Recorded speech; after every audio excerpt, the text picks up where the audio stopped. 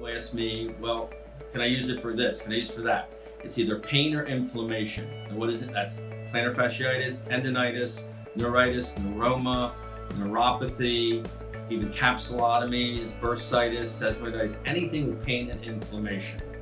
Another last thing I'm going to point out is there's very few contraindications, but you do not want to do this with a patient that has no sensation at all. You want some kind of feedback. You want good quality of skin. You also want to do a good medical background with the patient. Take a complete picture. This is physical medicine. The more you learn how to diagnose and treat patients, the better the results with the laser. I appreciate you to look at this as physical medicine and not physical therapy. Example, if they have any nerve involvement, you may want to also treat the tarsal tunnel. Especially with Achilles tendonitis, you may want to look for if there's any hip involvement, any low back pain, any neurological relationship to the area. You want to think in terms of nerves, what innervation this is. So if you're doing the plantar medial insertion, you may also want to do some of the tarsal tunnel because they're obviously the medial and lateral plantar. Examine the patient, and we're going to talk about plantar fasciitis. You press on the area enough to where the patient says, ouch. You deeply palpate it. Then what you do is you take a pen and you mark it off. If you're going to do the treatment or the assistant's going to do it, you need to be in initially and then you can leave.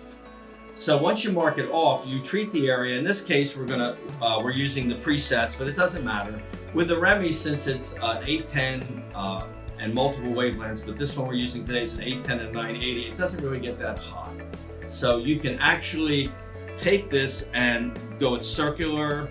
You can go up and down with it. You can even press deeply into the area, right down to the bone with this, but you don't want to do it for more than 4 seconds. You always deeply palpate and make sure you have a trigger point area. Sometimes you should always do the medial, central, and lateral, but you palpate it, and after the treatment, you should repalpate it and demonstrate to the patient that there's resolution of the pain.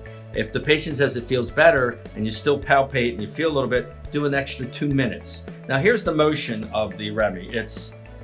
You can go circular, you can go up and down.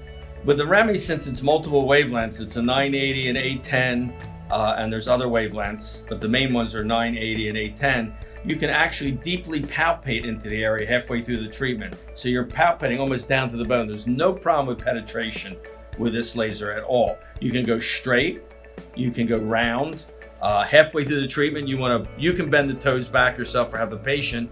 Motion should always be performed halfway through the treatment. Up and down, you want to cover the entire fascia, but you want to get most of it in this area, which is the plantar medial insertion. Now, after you're done, how do you know you're really done? And that's, you palpate the area, and then afterwards, you repalpate it. If there's no pain, you're done. And that's very important. You want every patient to walk out of this office with no pain whatsoever. That's very, very important. I call it the wow experience. Wow, I feel great.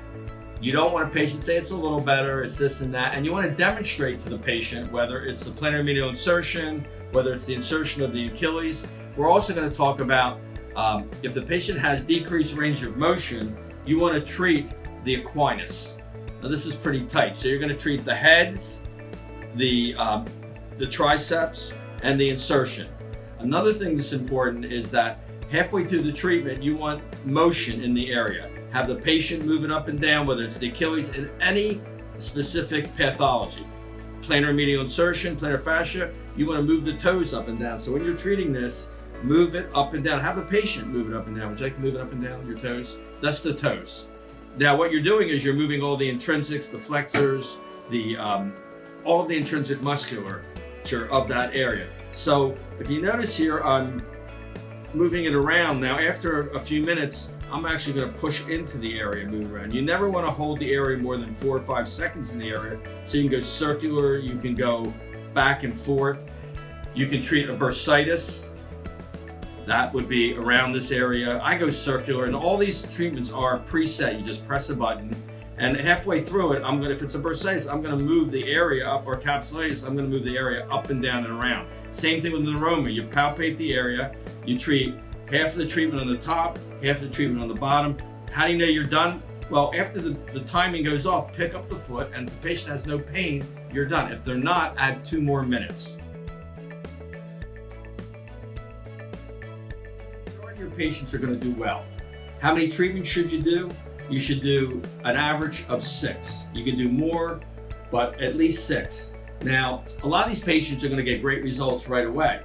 So you have to explain to the patient, this is very important. If they get rid of their pain, they may not think they have to come back. You want to set all your appointments up at once. And you say this is very important to the patient. You say, look, we're going to get rid of your pain today, but it takes at least 6 treatments to heal the area. So even though you feel great, it's not healed. So it's important that you complete at least 6 treatments. The way you do this, you can do one of 2 ways. One, it can be once a week for 6 weeks, or twice a week for 3 weeks. Present this case to the patient. What is the laser doing? You should have brochures, good marketing in your waiting room, but I always explain to the patient, and I like to give analogies.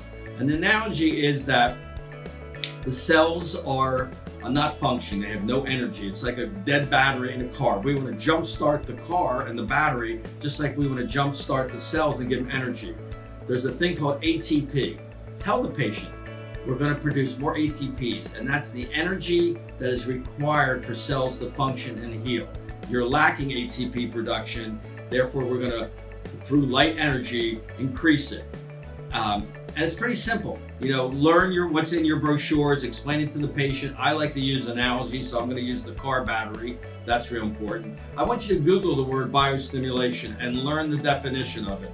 My definition is it's light energy, infrared light energy that goes into the mitochondria of the cell and stimulates ATP production. It does a lot of other things, but the key is ATP production.